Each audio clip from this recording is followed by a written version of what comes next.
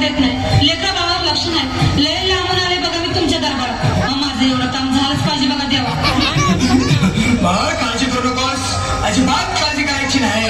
तुझा नवरा ठिकाणावर येईल. थांब, तुला अंगाला भरून देतोय.